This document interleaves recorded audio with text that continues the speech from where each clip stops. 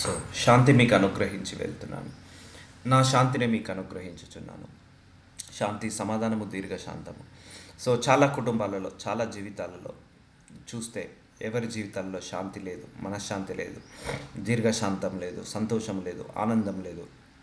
కుటుంబాలలో కానీ, దేశాలలో కానీ, రాష్ట్రాలలో కానీ, ప్రజలలో కానీ గొడవలు, కొట్లాటలు, అల్లర్లు, మనస్పర్ధలు, ఇవన్నిటితో ఈ లోకమంతా నిండుకుంది. ఒకటి గుర్తుపెట్టుకోవాలి, ఈ లోకమంతా కూడా ఒక గొడవలతో, కొట్లాటలతో, మనస్పర్ధలతో, ద్వేషాలతో, పగలతో, ప్రతీకారాలతో, నరహత్యతో, వ్యభిచారంతో నిండుకొని ఉంది. ఇలాంటి లోకంలో మనకు శాంతి ఎలా దొరుకుతుంది? సో కాబట్టి నువ్వు ఎక్కువసేపు దేవుడితో వెంబడించినప్పుడు, నిన్న దేవుడు ఒక సందర్భంలో చెప్పాడు, నా యందు మీకు అనుగ్రహిస్తానని. నువ్వు ఎప్పుడైతే దేవుణ్ణి వెంబడిస్తావో అప్పుడు నీకు శాంతి దొరుకుతుంది. రెండోది అసంతృప్తి. అసంతృప్తి వల్ల నీకు శాంతి పోతుంది. తృప్తిగా ఉండాలి. ఏది ఉన్నా, ఏది లేకపోయినా తృప్తి అనేది ఉండాలి. సో ఉన్న దాంట్లో సర్దుకొని పోవడం, ఉన్న దాంట్లో అడ్జస్ట్ అయిపోవడం, అలా చేసుకుంటూ వెళ్తే నీకు తృప్తిగా ఉంటుంది. కొంతమందికి ఎంత ఉన్నా కూడా తృప్తి ఉండదు. సో వాళ్ళు శాంతంగా ఉండలేరు, వాళ్ళు ఇతరులను కూడా మనశ్శాంతిగా ఉంచలేరు. కాబట్టి శాంతి మీకు అనుగ్రహించి వెళ్ళుచున్నాను. చూద్దాము. యోహాను సువార్త 16:33 నా యందు మీకు సమాధానం కలుగునట్లు. సో దేవుడి ద్వారానే మనకు శాంతి అయినా, దీర్ఘశాంతి అయినా, మనశ్శాంతి అయినా, సంతోషమైన, ఆనందమైన, మన జీవితంలో సుఖం లేదా, సంతోషం లేదా, ఆనందం లేదా, శాంతము లేదా, దేవుణ్ణి అడగాలి, ప్రార్థనలు అడగాలి. ప్రార్థన రూపకంగా దేవుని విజ్ఞాపన రూపకంగా అడగాలి. అయ్యా, నాకు మనశ్శాంతి లేదు, మనశ్శాంతిని దయచేయి ప్రభువా. దీర్ఘశాంతం లేదు, సంతోషం లేదు, ఆనందం లేదు. సో చూడండి, లోకంలో మీకు శ్రమ కలుగును. అవునండి, ఈ లోకం అంతా కూడా నిండుకొని ఉంది.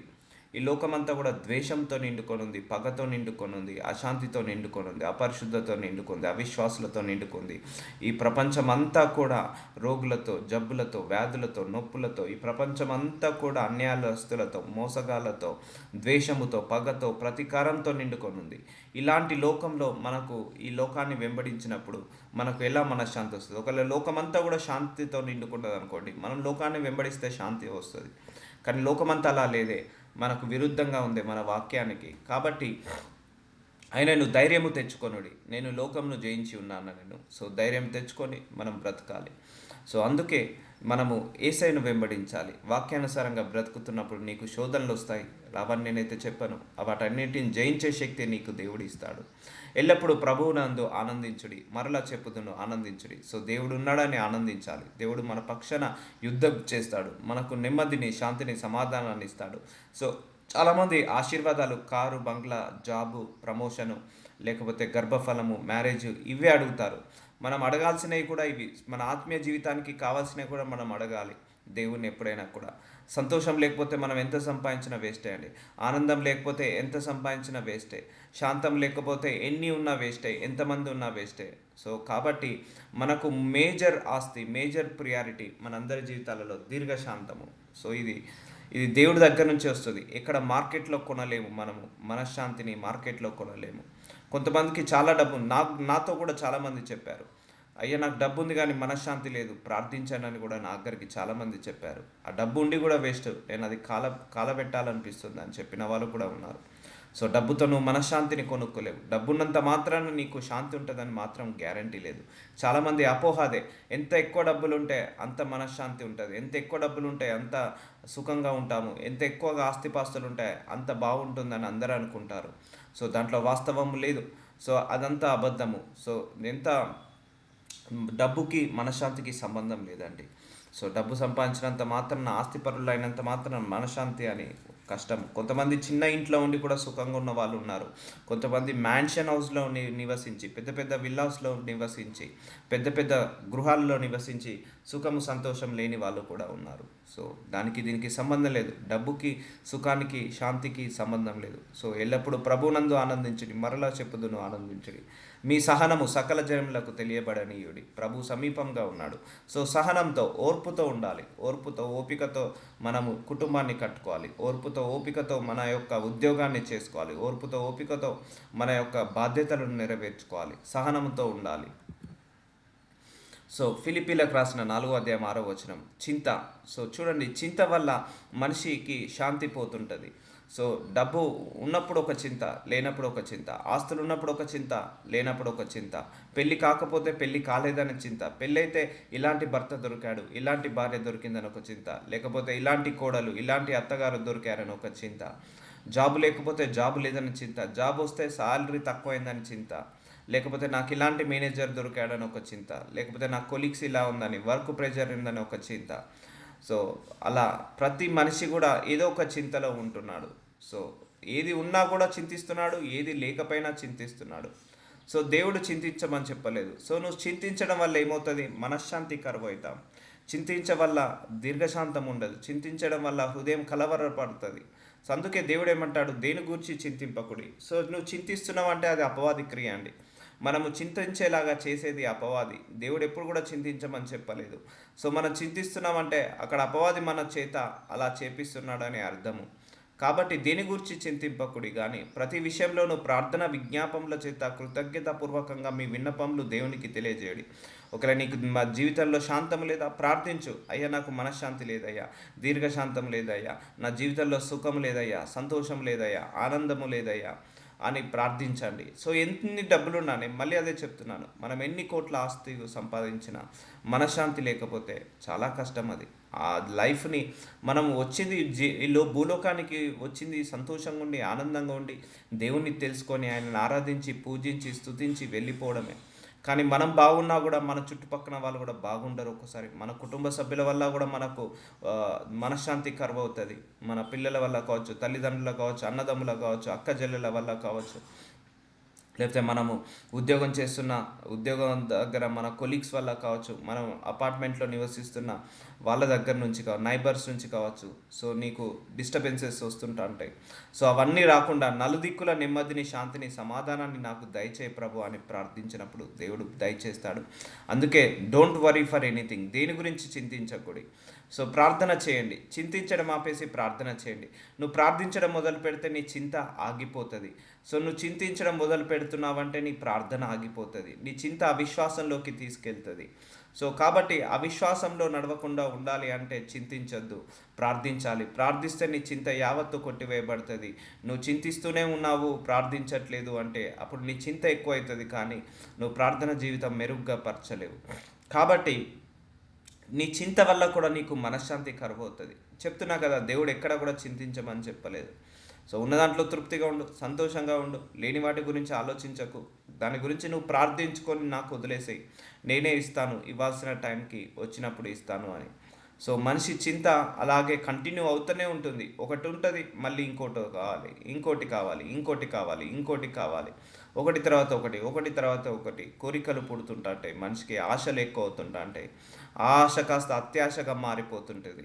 సో అత్యాశ కూడా మనల్ని తృప్తి పడకుండా చేస్తుంది. అందుకే నిన్న చెప్పాను, నీ అసంతృప్తి వల్ల కూడా నువ్వు శాంతంగా ఉండలేవు. నీ అసంతృప్తి వల్ల కూడా నీకు మనశ్శాంతిగా ఉండలేవు. దేవుడు అన్ని ఇస్తాడు, అన్ని ఇచ్చేశాడు మనందరికీ కూడా.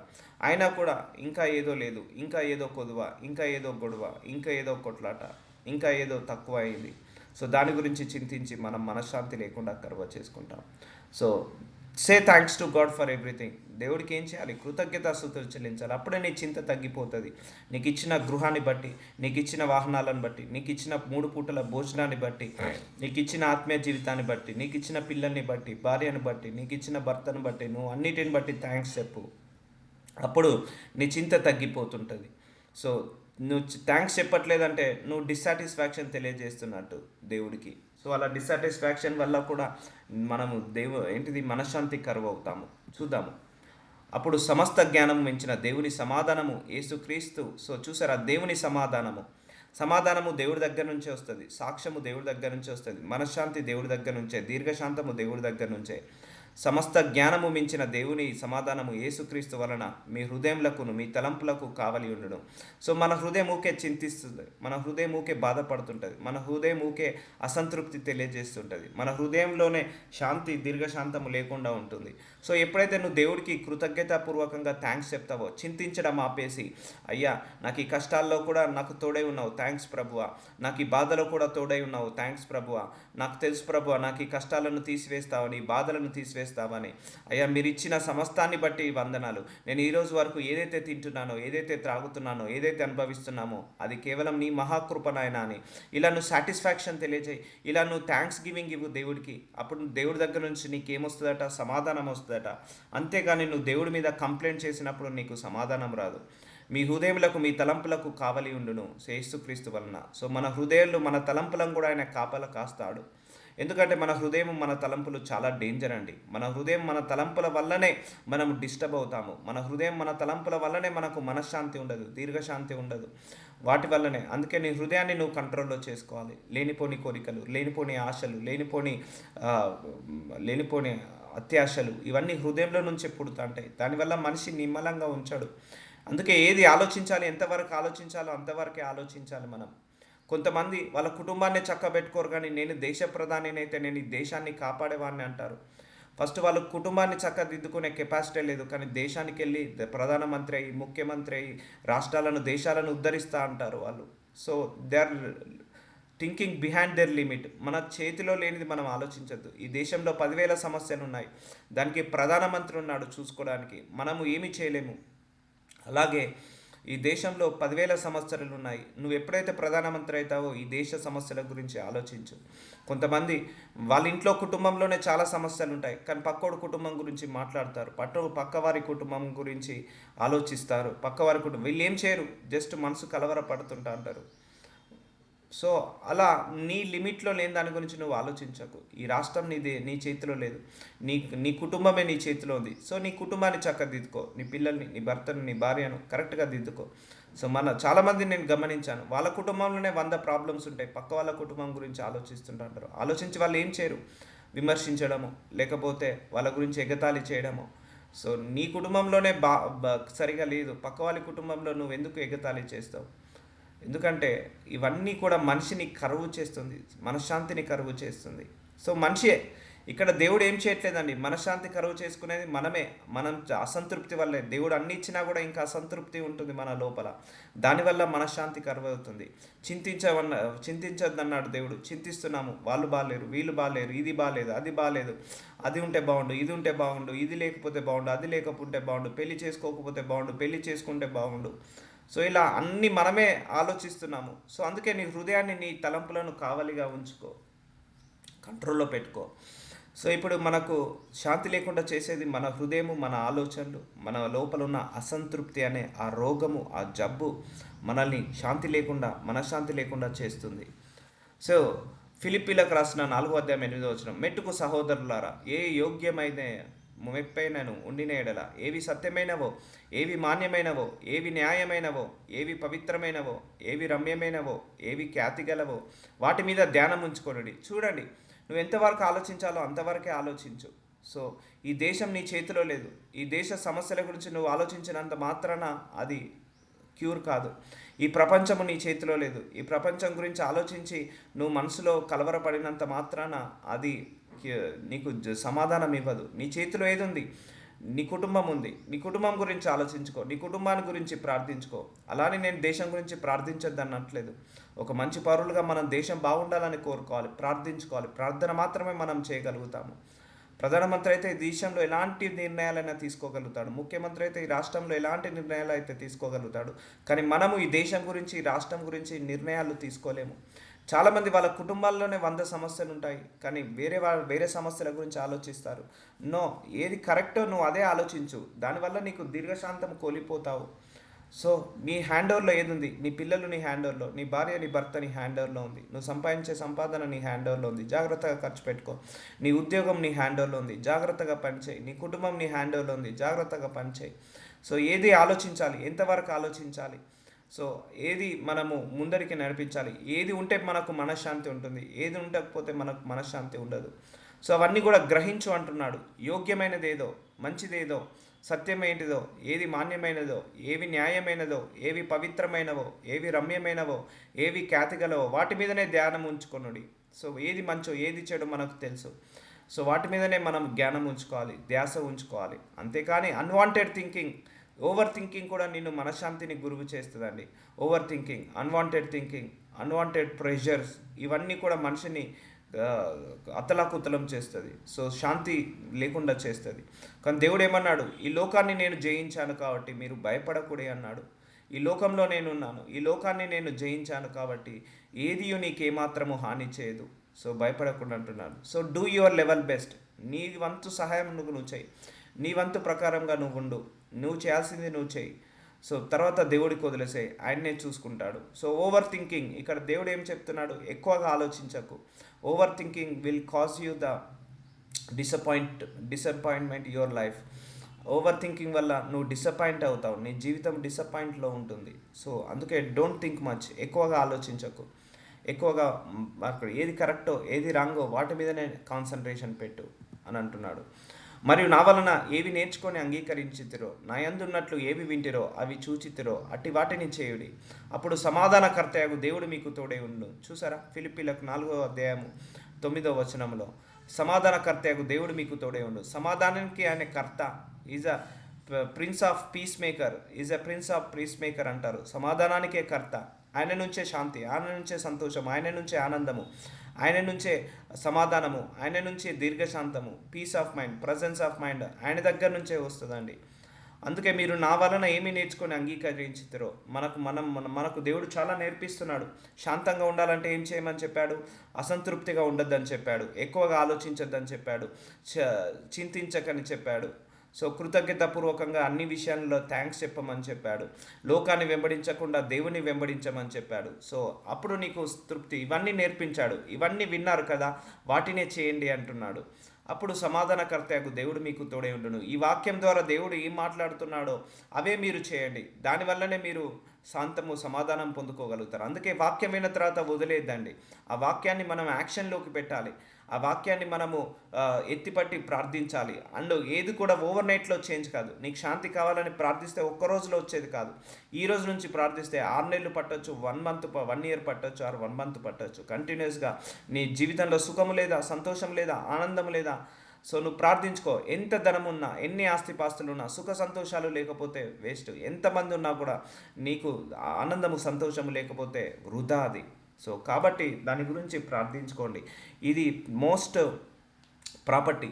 అంటే చాలామంది 10,000 కోట్ల ఆస్తి ఉన్న వాళ్ళు సంతోషపరులు అంటారు. ఈ లోక సంబంధులు ఎంత ఎక్కువ బంగారం ఉండి ఎక్కువ డబ్బులు ఉన్న వాళ్ళు వాళ్ళు ఆస్తిపరులు అంటారు. కానీ నా దృష్టికి మాత్రం నిజమైన ఆస్తిపరుడు ఎవరైతే సంతోషంగా ఉంటాడో, ఎవరైతే ఆనందంగా ఉంటారో, ఎవరైతే శాంతంతో ఉంటారో, ఎవరైతే తిన్నా కూడా తృప్తిగా తింటారో, ఎవరైతే పడుకున్నా కూడా హాయిగా నిద్ర పడుతుందో, ఎలాంటి టెన్షన్ లేకుండా లేస్తాడో, వాళ్ళు నిజమైన ఆస్తిపరుడు.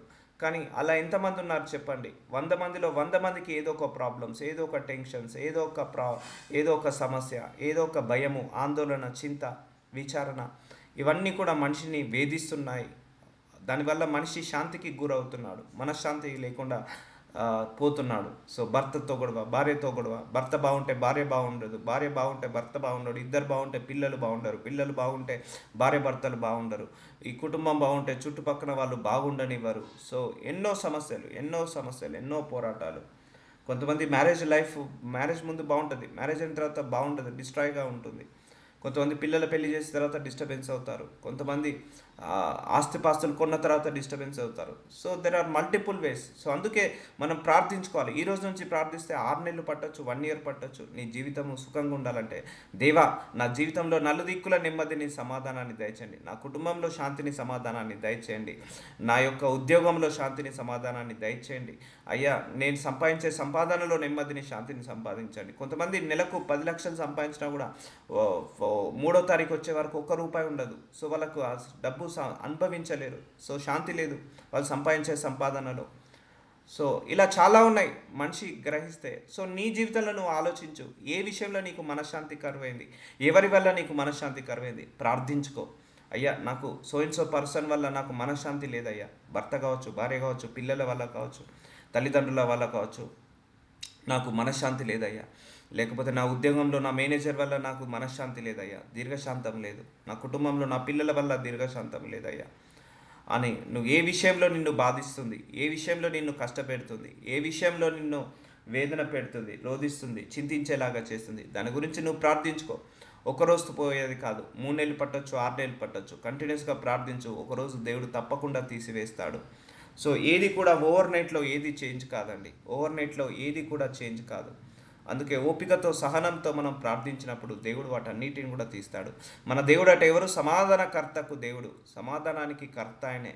So is the peace of prince, is a prince of peace maker. So ఆయన దగ్గర నుంచే నీకు ప్రశాంతత, మనశ్శాంతి ఉంటుంది. సో వాక్యం వినగానే మర్చిపోకండి, వాక్యానుసారంగా నడవండి, అప్పుడే మీకు శాంతి వస్తుంటుంది. అందుకే ఏది ఆలోచించాలి, ఎంతవరకు ఆలోచించాలి, ఏది మాట్లాడాలి, ఎంతవరకు మాట్లాడాలి, ఏది ఆశించాలి, ఎంతవరకు ఆశించాలి. ఇప్పుడు నీకు అవసరం ఏముంది? కారు అవసరం ఉంది ఫర్ ఎగ్జాంపుల్. ఓకే, కారు కావాలని ప్రార్థించు. నీకు ఫ్లైట్ అయితే అవసరం లేదు కదా, దాని గురించి ప్రార్థించాల్సిన అవసరం లేదు కదా. సో ఫ్లైట్ కొనుక్కోవాలని ఆశ ఉందా? సో అది మనకు అవసరం లేదు, ఉన్నా కూడా మనకు అవసరం లేదు. కాబట్టి అలాంటి లేని వాటి గురించి నువ్వు ఆలోచించుకో. నీ బేసిక్ నీడ్స్ ఏంటిది? ఒక ఇల్లు కావాలా, కారు కావాలా, మనశ్శాంతి కావాలా, లేకపోతే 3 పూటల భోజనం కావాలా, వాటి గురించి ప్రార్థించుకో. సో ఇప్పుడు నీకు ఉండడానికి ఇల్లే లేదు, నాకు ఫ్లైట్ కావాలని ప్రార్థించుకోగలుగుతామా? ప్రార్థించుకోలేము. అడిగి కూడా వేస్ట్, అది రాదు, మనం దానివల్ల డిసప్పాయింట్ అవుతాం. సో నీకు ఏది అవసరమో అదే అడుగు. సో ఏది ఏది నీకు న్యాయమైనదో అదే అడుగు అని దేవుడు చెప్తున్నాడు. ఫిలిప్పీలకు రాసిన 4వ అధ్యాయం 11వ వచనం, నాకు కొదువ కలిగినందున నేను ఇలాగూ చెప్పుటలేదు, నేను ఏ స్థితిలో ఉన్నాను ఆ స్థితిలో సంతృప్తి కలిగి ఉండట నేర్చుకొని ఉన్నాను. సో ఇది సంతృప్తి, దీనివల్ల మనిషి శాంతిగా ఉంటాడు. సో ఒకటండి, జీవితం అన్నాక అప్ ఉంటుంది, డౌన్ ఉంటుంది, మైనస్ ఉంటుంది, ప్లస్ ఉంటుంది, పాజిటివ్ ఉంటుంది, నెగిటివ్ ఉంటుంది. సో ఎప్పుడు అందరి లైఫ్ పాజిటివ్గా ఉండదు, ఎప్పుడు అందరి లైఫ్ నెగిటివ్గా ఉండదు, ఎప్పుడు అందరి లైఫ్ సంతోషం ఉండదు, ఎప్పుడు అందరి లైఫ్ దుఃఖంగా ఉండదు, ఎప్పుడు అందరి లైఫ్ ప్లస్ ఉండదు, అందరి లైఫ్ మైనస్ ఉండదు. So it's a mixed, plus ఉంటుంది, మైనస్ ఉంటుంది, పాజిటివ్ ఉంటుంది, నెగిటివ్ ఉంటుంది, ఉన్నప్పుడు ఉంటుంది, లేనప్పుడు ఉంటుంది. సో ఏ స్థితిలో ఉన్నా కూడా నువ్వు సంతృప్తి కలిగి ఉండు. కొంతమందికి అన్నీ ఉంటాయి, కారు ఉంటుంది, బంగ్లా ఉంటుంది, బంగారం ఉంటుంది, బట్ సంతృప్తి అనేది లేదు వాళ్ళకు. కొంతమందికి సాటిస్ఫాక్షన్ లేదు, ఎంత ఉన్నా కూడా సాటిస్ఫాక్షన్ లేదు. We can't change them. So ఆ సాటిస్ఫాక్షన్ లేకపోతే ఏమవుతుందో తెలుసా అండి? మనసు కలవరపడుతుంది, వేదనకు గురవుతుంది, చింతించేలాగా చేస్తుంది. ఆ చింత నుంచి మనకు ఏమవుతుంది? మనశ్శాంతి లేకుండా అవుతుంది, దీర్ఘశాంతం లేకుండా అవుతుంది. సో సంతోషం, ఆనందము లేకుండా అవుతుంటుంది. అందుకే నాకు కొదవ కలిగినందున నేను ఇలాగూ చెప్పుటలేదు, నేను ఏ స్థితిలో ఉన్నాను. సో మనందరం ఒక స్థితిలో ఉన్నాం ఈరోజు. ఒక ఉద్యోగం ఉంది, లేకపోతే ఒక ఇల్లు ఉంది, ఒక 3 పూటల భోజనం ఉంది, లేకపోతే కట్టుకోవడానికి కొన్ని బట్టలు ఉన్నాయి. సో ఏ స్థితిలో ఉన్నామో మనము వాటిలో సంతృప్తి కలిగి ఉండి నేర్చుకొని ఉన్నాను. తృప్తి కలిగి నేర్చుకోండి. తృప్తి లేకుండా మనం ఎంత సంపాదించినా వేస్ట్, ఎంతమంది ఉన్నా వేస్ట్, వృధా అది. అందుకే నేను అంటాను, ది కాస్ట్లీయెస్ట్ గిఫ్ట్ మన లోకం లేదంటే శాంతి.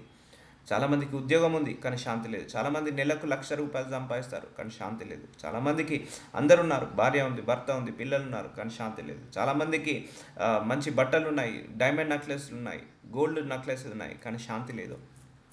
చాలామంది కూడా నాకు ప్రార్థనలో కూడా అడిగారు, అయ్యా నాకు మనశ్శాంతి లేదయ్యా, నాకు 1,000 కోట్ల ఆస్తులు ఉన్నాయి, వందల ఎకరాల భూములు ఉన్నాయి, కానీ నాకు సంతోషం లేదు అని చెప్పిన వాళ్ళు ఉన్నారు. అంటే నీ డబ్బుతో నువ్వు శాంతిని కొనుక్కోలేవండి. నీ డబ్బుతో, నీ ఆస్తిపాస్తులతో నువ్వు మనశ్శాంతిని కొనుక్కోలేవు, దీర్ఘశాంతాన్ని కొనుక్కోలేవు. ఎప్పుడైతే నువ్వు దేవుణ్ణి ప్రార్థిస్తావో అప్పుడే ఆయన దగ్గర నుంచి నీకు ఇస్తాడు ఆ శాంతిని, మనశ్శాంతిని.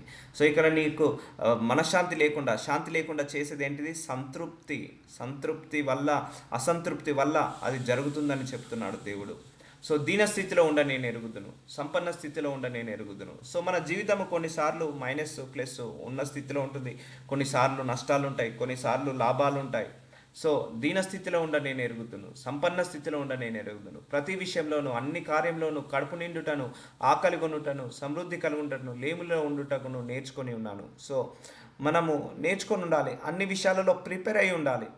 సో అప్పుడే నీకు శాంతి ఉంటుంది. కొంతమందికి ఏం లేకున్నా కూడా సంతోషంగా ఉంటారండి, కొంతమంది అన్నీ ఉన్నా కూడా సంతోషంగా ఉన్నారు. సో అందుకే ఈ లైఫ్ అనేది అన్నీ నేర్పిస్తుంది నీకు. అది ఎంత పెద్ద ధనవంతులకైనా, ఎంత పెద్ద లేమివానికైనా, మధ్యతరగతి కుటుంబమైనా, లో క్లాస్ అయినా, హై క్లాస్ అయినా, అప్పర్ హై క్లాస్ అయినా, అప్పర్ మిడిల్ క్లాస్ అయినా, అందరికి కూడా దేవుడు ఒక నడిపింపు విధానం ఉంటుంది. సో ప్రతి ఒక్కరిలో కూడా దీనస్థితికి వెళ్ళొచ్చు మనము, అయినా నువ్వు సంతోషంగా ఉండు. సంపన్న స్థితిలో ఉండు, అయినా సంతోషంగా ఉండు. అన్ని కార్యంలో కడుపు నేను మంచి 3 పూటల భోజనం ఉందా, సంతోషంగా ఉండు. ఆకలి కొనుట ఉందా, సమృద్ధి కలుగుట ఉందా, లేమిలో ఉండుట నేర్చుకొని ఉన్నాను. సో నేర్చుకోవాలి, అన్ని విషయాలలో మనం అడ్జస్ట్ కావడానికి, అడాప్ట్ కావడానికి చేసుకోవాలి. కొంతమందికి లేదు నాకు ఈ కూర వండుతూనే తింటా, లేదు నేను తినను, నాకు ఈ నాన్ వెజ్ ఉంటేనే తింటా, ఈరోజు నాన్ వెజ్ పెడితేనే నేను తింటా, లేకపోతే తినను. సో అలాంటి వాళ్ళు తృప్తిగా ఉండలేరు, ఇంకో ఇంకొకరిని తృప్తిగా ఉంచలేరు. కొంతమంది కొన్ని సందర్భాల్లో మన పరిస్థితులు మారొచ్చు. ఒకప్పుడు బాగా బ్రతికి ఉండొచ్చు, తర్వాత కొన్ని లేమితనం వెళ్ళొచ్చు. సో మన లేమితనం గుండా వెళ్తున్నప్పుడు అడ్జస్ట్ అయిపోవాల్సి వస్తుంది, తప్పదు. సో ఒకప్పుడు ఉన్నప్పుడు తిన్నాము కడుపు నిండా, ఒక్కొక్కసారి ఉండదు లేనప్పుడు. సో అప్పుడు అడ్జస్ట్ అయిపోవాలి. లేదు నాకు ఆ మటన్ పెడితేనే తింటా, ఆ నాన్ వెజ్ పెడితేనే తింటా, ఆ వెజిటేబుల్స్ పెడితేనే తింటా, ఆ ఫ్రూట్స్ ఉంటేనే తింటా, ఒక్కొక్కసారి లేకపోతే పచ్చడి వేసుకొనైనా తినాల్సి వస్తుంది. సో లైఫ్ అనేది అలా ఉంటుందండి. ఎంతమంది బండ్లు ఓడలు కాలేదు, ఓడలు బండ్లు కాలేదు. ఎంతమంది ధనవంతులు పేదవాళ్ళు కాలేదు, పేదవాళ్ళు ఎంతమంది ధనవంతులు కాలేదు. సో ఇక నేను లైఫ్ లాంగ్ ఇలాగే ఉంటా అన్నది కష్టం అండి. అందుకే you need to adjust, you need to compromise, you need to understand about your life. నీ లైఫ్ ఎలా వెళ్తుంది అనేది అడ్జస్ట్ చేసుకొని దాని ప్రకారంగా అనుగుణంగా వెళ్తూ వెళ్ళాలి. అది కొంతకాలమే అండి. నీ కష్టం ఉందా, ఆ కష్టం కొంతకాలమే. నువ్వు ప్రార్థించుకున్నావా, దేవుడు ఆ కష్టాన్ని తీసేస్తాడు. ఆ కష్ట సమయంలో ఓపికతో ఉండు. సో బాధ ఉందా, అనారోగ్య సమస్యలు ఉన్నాయా, లేకపోతే చింత విచారణ, అవన్నీ కూడా కొంతకాలమే. ప్రార్థించుకో, దేవుడు వాటన్నిటిని తీసివేస్తాడు. భరించమని అయితే చెప్పట్లేదు నేను, ఆ లేమితనము భరించమని చెప్పట్లేదు, ఆ ఆకలి మంటలు భరించమని చెప్పట్లేదు. సో లేమితనము, ఆ పేదరికం భరించమని చెప్పట్లేదు. సో ప్రార్థించుకొని వాటిన్నింటినీ జయించు అని చెప్తున్నాను. సో మనం ఏ స్థితిలో అయితే ఉన్నామో ఆ స్థితిలో మనము తృప్తి చేయాలి. ఉంది ఒక కారు, అయ్యో నాకు ఆ పెద్ద కారు లేదే, ఉన్న కారుతో తృప్తి పొందించు. నీకు ఒక హస్బెండ్ ఉన్నారు, ఉన్న వైఫ్తో, ఉన్న హస్బెండ్తో నువ్వు తృప్తిగా ఉండు. అంతేగాని నాకు ఆ భార్య లేదే, ఈ వీళ్ళ భార్య లేదే, నాకు ఇంత కట్నం తీసుకురాలేదే, అసంతృప్తి చేరుకు. నీకు ఎంతో కొంత బంగారం ఉండొచ్చు, ఆ ఉన్న బంగారంలో నేను తృప్తి పడు. నయ్యో వాళ్ళకు అన్ని తులాల బంగారం ఉంది, అన్ని నెక్లెస్లు ఉన్నాయి, వాళ్ళ హస్బెండ్ డైమండ్ నెక్లెస్ కొనిచ్చాడు, నా హస్బెండ్ కొనియట్లేదే. సో ఎందుకు అంత అసంతృప్తి? సో వాళ్ళకు నీ చేతిలో ఒక ఫోన్ ఉంది, ఆ ఫోన్ బట్టి నువ్వు తృప్తిపడు. అయ్యో వాళ్ళకి ఐఫోన్ ఉందే, వాళ్ళకు ఆ ఫోన్ ఉందే, ఈ ఫోన్ ఉందే, నాకు లేదే అని అట్లా అసంతృప్తి తెలియజేయకు. ఉన్న దాంట్లో తృప్తిపడు. నీకున్న ఫోన్ను బట్టి, నీకున్న బంగారాన్ని బట్టి, నీకున్న ఉద్యోగాన్ని బట్టి, నీకున్న ఆస్తులను బట్టి, పాస్తులను బట్టి, నీకున్న సంతోషాన్ని బట్టి, నీకు ఇచ్చిన పిల్లల్ని బట్టి నువ్వు సంతోషంగా ఉండు, ఆనందంగా ఉండు. అసంతృప్తి తెలియజేయకు. అప్పుడే నీకు శాంతి కలుగుతుంది, మనశ్శాంతి కలుగుతుంది, దీర్ఘశాంతం ఉంటుంది. సో కీర్తన గ్రంథము 4:8 యెహోవా నెమ్మదితో పడుకొని నిద్రపోవద్దును. సో ఎంతమంది నెమ్మదితో పడుకుంటున్నారండి? పడుకున్నాక ఎంతమందికి నిద్ర పడుతుంది? ఎంతమందికి, చాలామందికి డబ్బు ఉంటుంది కానీ నిద్ర పట్టదు వాళ్ళకు. సో ఒక గంట సేపు కూడా వాళ్ళు ట్యాబ్లెట్స్ తో డిపెండ్ అవుతారు. అయ్యో పడుకున్నాక ఎవరైనా దొంగొస్తాడేమో, నేను సంపాదించిన డబ్బుని తీసుకెళ్తాడేమో అని ఒక గోల, లేకపోతే ఒక భయము, లేకపోతే ఎవరైనా కేసేస్తారని ఒక భయము, చింత విచారణ, లేకపోతే ఇంట్లో సమస్యలు రాగానే భర్త కొడతాడేమో, తిడతాడేమో, లేకపోతే భార్య గయ్యాలది ఇంటికి వెళ్తే కోపడుతుందేమో, లేకపోతే ఇంటి నిండా సమస్యలు, ఇంటికి వెళ్తే మనశ్శాంతి ఉండదని ఆ బార్లో ఉండడమో, లేకపోతే ఆ లిక్కర్ తాగి బానిస అయిపోవడమో, లేకపోతే చెడు వ్యసనాలకు బానిస అయిపోవడమో. సో నెమ్మదితో పడుకోండి, నెమ్మదితో ఎంతమంది పడుకుంటున్నారు? నిద్రపోదును, నేను ఒంటరిగా నుండి నీవే నన్ను సురక్షితంగా నివసింపజేయదు. కొంతమందికి 100 కోట్ల ఆస్తి ఉంది కానీ కనీసం 3 పూటల భోజనం చేసే సమయం లేదు, భోజనం చేసుకున్నాక అరిగించుకునే శక్తి కూడా లేదు. వాళ్ళు కంప్లీట్గా 3 పూటలు అన్నం బదులు 3 పూటల ట్యాబ్లెట్లు వేసుకునే వాళ్ళను చూశాను. డబ్బు ఉంది, ఆస్తిపాస్తులు ఉన్నాయి, పేరు పలుకుబడి ఉంది, కానీ తినడానికి ఆహారం అనే యోగ్యత లేదు. కొంతమందికి మంచి బెడ్రూమే ఒక 10 కోట్లు పెట్టి కట్టించుకున్న వాళ్ళు ఉన్నారు. మంచి కాస్ట్లీ బెడ్రూమ్స్, మంచి costly bed, costly mattress, costly pillows, but పడుకుంటే నిద్ర రాదు. కొంతమంది నేల మీద పడుకున్నా నిద్ర పడుతుంది. సో ఎంతమంది సుఖంగా పడుకుంటున్నాం? నేను అదే చెప్తున్నాను కదా, నువ్వు తిన్నాక అరగాలి, పడుకున్నాక నిద్ర పట్టాలి. సో ఎంతమందికి పడుకోగానే నిద్ర పడుతుంది, సంతోషంగా ఆనందంగా ఉంటుంది, వాళ్ళు నిజమైన ఆస్తిపరులు అండి. కొంతమంది కోట్ల ఆస్తి ఉన్న వాళ్ళు డబ్బులను నీ డబ్బుతోటి నీ నిద్రను కొనుక్కోలేవు. నీ డబ్బుతోటి నువ్వు బెడ్ను కొనుక్కోవచ్చు, మ్యాట్రస్ను కొనుక్కోవచ్చు, పిల్లోను కొనుక్కోవచ్చు, కానీ నిద్రను కొనుక్కోలేవు. నీ డబ్బుతోటి ఆహారాన్ని కొనుక్కోవచ్చు కానీ ఆకలిని కొనుక్కోలేము. సో కాబట్టి లైఫ్లో నీకు ఏది కావాలో బేసిక్ నీడ్స్, వాటి గురించి ప్రార్థించండి.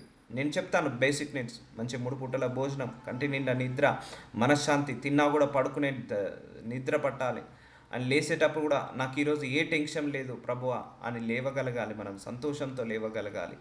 తినగానే 3 పూటలు అరగాలి. ఏ మెడిసిన్ లేకుండా, ఒక్క మెడిసిన్ వేయకుండా మన బాడీ సర్వైవ్ కావాలి. So that is the real blessing. That is the real blessing. So అక్కడ నీకు నిజమైన ఆశీర్వాదం ఉంది. సో నువ్వు డబ్బాక్షతో పడి, ధనాపేక్షలో పడి, రేయింబగలు కష్టపడి వాళ్ళని వీళ్ళని మోసం చేసి మనశ్శాంతి లేక, దీర్ఘశాంతం లేక, తినడానికి ఆహారం లేక, సుఖంగా పడుకోలేక, సంతోషంగా ఉండలేక, ఎందుకు ఆ సంపాదన, ఎందుకు ఆ ఊరుకులు, ఎందుకు ఆ పరుగులు? సో ఉన్న దాంట్లో తిని తృప్తిగా ఉన్నవాడు నిజమైన ధనవంతుడు. సో నెమ్మదితో పండుకొని నిద్రపోవద్దును. సో ఎంతమంది నెమ్మదితో పండుకొని నిద్రపోగలుగుతారు ఈ కాలంలో? Very rare, very rare. నేను ఒక్కరిని కూడా చూడలేదు. సో రోమిలకు రాసిన 12వ అధ్యాయం 12వ వచనం, నిరీక్షణ గలవారై సంతోషించుచు, శ్రమయందు ఓర్పు గలవారై. సో నిరీక్షణ గలవారై సంతోషించుచు. సో మనందరం we are waiting for God's response. మన కష్టాలు ఉన్నాయి, బాధలు ఉన్నాయి, సంతోషం ఉన్నాయి, బట్ దేవుడి కోసం మనం వెయిట్ చేయాలి, ప్రార్థించుకొని వెయిట్ చేయాలి. శ్రమయందు ఓర్పు గలవారే. శ్రమలు వచ్చినప్పుడు, పోరాటాలు వచ్చినప్పుడు, కష్టం వచ్చినప్పుడు, ఆ లేమితనం వచ్చినప్పుడు, ఆ దుఃఖం వచ్చినప్పుడు, అనారోగ్య సమస్యలు వచ్చినప్పుడు, లేకపోతే ఇరుకులు ఇబ్బందులు వచ్చినప్పుడు మన మెయిన్ క్వాలిటీ ఏంటంటే ఓర్పు ఉండాలి. ఓర్పు లేకపోతే శాంతిని కరువైపోతాం. పేషెన్స్ అండి. ఒక డాక్టర్ ఆపరేషన్ చేయాలన్న ఓపిక ఉండాలి. ఒక డాక్టర్ ప్రొఫెషన్ చేసుకోవచ్చు, ఒక సాఫ్ట్వేర్ కావచ్చు, ఒక లాయర్ కావచ్చు, ఒక పైలట్ కావచ్చు, ఒక డ్రైవర్ కావచ్చు, ఒక టీచర్ కావచ్చు, ఒక నర్స్ కావచ్చు, ఏ ప్రొఫెషన్ అయినా తీసుకోండి, ఓర్పు అనేది ఉండాలి. అలాగే ఒక భార్య కావచ్చు, ఓర్పు ఉండాలి. ఒక భర్త కావచ్చు, ఓర్పు ఉండాలి. పిల్లలు కావచ్చు, ఓర్పు ఉండాలి. టీచర్ కావచ్చు, ఓర్పు ఉండాలి. స్టూడెంట్స్ కావచ్చు, ఓర్పు ఉండాలి. ఒక దైవజనుడు కావచ్చు, ఓర్పు ఉండాలి. ఒక విశ్వాసి కావచ్చు, ఓర్పు ఉండాలి. సహనం లేకుండా, ఓర్పు లేకుండా ఏమీ చేయలేమండి, ఏమీ చేయలేము. అందుకే patience are very very important in our life. So నీకు మనశ్శాంతిని కరువు చేసేది నీలో సహనం లేకుండా. సో దేవుడు ఈరోజు ఇంకొక కీ ఇస్తున్నాడు మనకు, ఓర్పు అనే కీ ఇస్తున్నాడు. నిన్నేమిచ్చాడు గుర్తుందా అండి? నిన్న నిన్న మనకు ఒక కీ ఇచ్చాడు, అసంతృప్తి అనే కీ ఇచ్చాడు. నువ్వు మనశ్శాంతి కరువు అవడానికి, లోకాన్ని వెంబడించడం వల్ల నీకు ఈ ప్రాబ్లమ్స్ వస్తున్నాయని ఒకటి చెప్పాడు. ఈరోజు ఓర్పు లేకపోవడం వల్ల గట్టి గట్టిగా అరవడం, గట్టి గట్టిగా తిట్టడము, భార్యను భర్తను, భర్తను భార్యను. సో ఓర్పు సహనం లేకుండా, దీనివల్ల కూడా నువ్వు మనశ్శాంతిని కరువు అవుతావు. పరిశుద్ధుల అవసరములలో పాలు పొందుచు శ్రద్ధగా ఆతిథ్యం ఇచ్చుచుండుడి. సో ప్రార్థన యందు పట్టుదల కలిగే. సో ప్రార్థన చేసుకో, పట్టుదలతో ప్రార్థన చేసుకో. చెప్తున్నా కదా, ఏది ఓవర్ నైట్లో చేంజ్ కాదు. నువ్వు ఈ రోజు నుంచి ప్రార్థిస్తే ఒక 6 నెలలు పట్టొచ్చు నీకు శాంతం రావాలన్నా, దీర్ఘశాంతం రావాలన్నా, మనశ్శాంతి రావాలన్నా, సంతోషం రావాలన్నా, ఆనందం రావాలన్నా ఒక 6 నెలలు పట్టొచ్చు. పట్టుదలతో ప్రార్థించు. నీకు ఏది కావాలో బేసిక్ నీడు. నీ కారు కావాలా, పట్టుదలతో ప్రార్థించు, దేవుడు తప్పకుండా ఇస్తాడు. అలా నేను ఫ్లైట్ కావాలని ప్రార్థించకు, అది నీకు అవసరం లేదు. అవసరం లేని వాటి గురించి ప్రార్థించి వేస్ట్ అండి. నేనైతే అవసరం ఉన్న వాటి గురించి ప్రార్థిస్తాను. సో కోరికలు వేరు, అవసరాలు వేరు. సో కోరిక ఫ్లైట్ కొనాలని, అవసరము కారు ఉంటే చాలు. సో అవసరాన్ని బట్టి మనం ప్రార్థించుకోవాలి. సో నాకు అవసరం సంతోషంగా ఉండడం, నాకు అవసరం అండి. ఆనందంగా ఉండడం నాకు అవసరం. దీర్ఘశాంతంగా ఉండడం అవసరము. 3 పూటల భోజనం అవసరము. ఉండడానికి ఒక ఇల్లు అవసరము. కారు ఒక అవసరం. తిరగడానికి ఒక కారు, ఒక బైక్ అవసరము. చేసుకోవడానికి ఒక ఉద్యోగం అవసరము. సో నా అవసరాలు ఏంటిది, వాటి గురించి నేను ఆలోచిస్తా. కోరికలు అంతులేని ఉంటాయి. సో మనకు అవసరం లేని, ఇప్పుడు ఇంట్లో ఇద్దరమే, నలుగురే ఉంటాము. సో ఒక 3 BHK 4 BHK అవసరం సరిపోతుంది. 10 BHK అవసరమా? అవసరం లేదు కదా. అలాంటి అవసరం లేని దాని గురించి ఎందుకు ఆలోచించడం? తిరగడానికి ఒక కారు ఉంటే సరిపోతుంది. ఫ్లైట్ కొనుక్కోవాలన్న అవసరమా? అది కొనుక్కున్న మనం వేస్ట్, దాన్ని మెయింటెనెన్స్ చేయలేము, అవసరం లేదు. సో నీ నీ స్తోమత ఎంత, ఏ కారు కొంటే నీకు స్తోమత? నాకు ఒక 10 lakhsలో ఒక కారు ఉంటే సరిపోతుంది, అంతేకాని ₹1,00,00,000 పెట్టి అవసరమా? సో ఏది అవసరము, ఏది కోరిక, ఏది బేసిక్ నీడ్, అది చూసుకోవాలి. అన్నీ ఉన్నా కూడా ఉండాలి. ఆస్తి ఉండాలి, కారు ఉండాలి, ఐశ్వర్యం ఉండాలి, పేరు ఉండాలి, ఘనత ఉండాలి, ఉద్యోగం ఉండాలి, కుటుంబం ఉండాలి, అన్నీ ఉన్నా కూడా మనశ్శాంతి ఉండాలని కూడా ప్రార్థించుకోండి. కొంతమందికి ఏం ఆస్తి లేనప్పుడు బాగుంటారు, అన్ని ఆస్తులు కొన్నాక మెంటల్ టెన్షన్స్ ఎక్కువ అవుతాయి. కొంతమందికి పెళ్ళి కాకముందుకు బాగుంటారు, పెళ్ళైన తర్వాత మెంటల్ టెన్షన్స్ ఎక్కువ అవుతాయి. కొంతమందికి ఉద్యోగం లేకముందుకు బాగుంటారు, ఉద్యోగం వచ్చిన తర్వాత మెంటల్ టెన్షన్స్ ఎక్కువ అవుతాయి. సో అశాంతి. సో అందుకే నువ్వు ప్రార్థించుకోవాలి. ఎలా ప్రార్థించమంటారు? పట్టుదల కలిగి ఉండుడి. ప్రార్థన యందు పట్టుదల కలిగి ఉండుడి. సో కాబట్టి శ్రమయందు ఓర్పు గలవారై. సో ఓర్పు వల్ల కూడా, ఓర్పు లేకపోవడం వల్ల మనం ఏమవుతాము? ఆ మనశ్శాంతికి గురి అవుతాం. సో వాళ్ళు ఒక మాట అన్నా, నేను ఒక మాట అంటే పోయి కోర్టు కేసులు అవుతాయి, పోలీస్ కేసులు అవుతాయి. సో ఓర్పు లేకపోవడం వల్ల, సహనం లేకపోవడం వల్ల గొడవలు, కొట్లాటలు అవుతాయి. ఓర్పు సహనం లేకపోవడం వల్ల మన క్యారెక్టర్ బ్యాడ్ అవుతుంటుంది. So there are many things మనల్ని అశాంతికి గురి చేసేది చాలా ఉన్నాయి. So let us continue tomorrow. నాజరుడనేసయ్య, ఇదిగో తండ్రి, శాంతి మీకు అనుగ్రహించి వెళ్ళుచున్నాను. లోకం ఇచ్చిన శాంతి కాదు, నా శాంతి నన్ను చెప్పావు నాయన. దేనివల్ల మేము మనశ్శాంతికి గురువు అవుతున్నాము, వాటన్నిటి యొక్క రీజన్స్ ఏంటి, మా కళ్ళకు కట్టినట్టు వాక్యానుసారంగా చూపిస్తున్నందుకు మీకే శతకోటి వందనాలు, శతకోటి స్తోత్రాలు, శతకోటి కృతజ్ఞతలు చెల్లిస్తున్నాను తండ్రి.